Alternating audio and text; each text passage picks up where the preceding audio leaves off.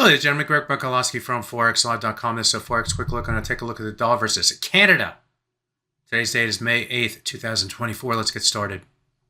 Yesterday, we saw this pair move higher, and it was helped by a break back above this 100 and 200 hour moving averages going back in time. You can see how the price found resistance against that level. We tried to break above it here, but could not, and then rotated to the downside. We came up to that level in trading yesterday a number of different times before finally breaking above, and that opened the door. Sellers turned to buyers, I should say, and the price moved up, tested the 100 bar moving average right here, and also this swing area through here, which has a number of different swing lows and swing highs going back in time, back in time, back in time.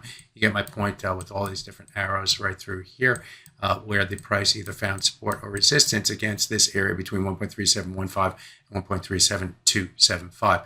So breaking above the 100 and breaking above this level gave the buyers the go ahead to push higher, but it didn't. The market moved back down into the close, and in the early Asian session, we did move down toward the low of this swing area, toward the 100 bar moving average on the 4-hour chart before basing against that level, and that gave traders really the go-ahead to push higher, and indeed they did, taking the price above the 61.8% retracement of this move to the downside, not once but twice right here. But as you can see in the early U.S. North American trading, the price has since moved back to the downside. Now, what's in play here now with the corrective move? Well, if I look at this chart, of course, this swing area right through here is a key level, also is a 100 bar moving average in the 4-hour chart. And what I did fail to point out is the 50% midpoint of the move to the downside from this low to this high. That level comes in at 1.3727. So all those levels converge in this 137.15 to 27 area.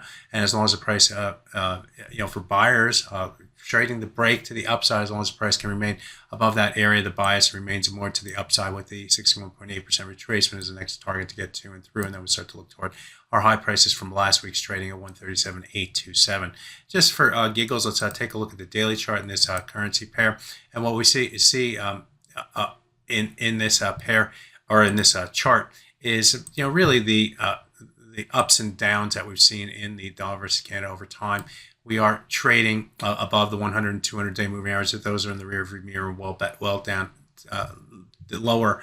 We did in the low price this month come in and test this swing area right through here, where we had a number of different highs forming this ceiling through here, or close to it, outlining all those levels through here. We tried to move above it earlier in the month of April, and then broke through that level, and we came back down and tested those levels at the end of April and early May. So holding that level gives the buyers more of a advantage here on the chart. We're also well above the midpoint of this range right here, but there's work to do on the top side with a number of different, with this swing area in play up through here as the first target, and then the high price right here at near the 140 level to go. But that's well ahead for this currency pair, but it's often good to see at the big picture view of a currency pair, and that's what I just did right there. So that's my look at the dollar versus Canada. My name is Greg Mikulowski. Good fortune with your trading. Bye-bye now.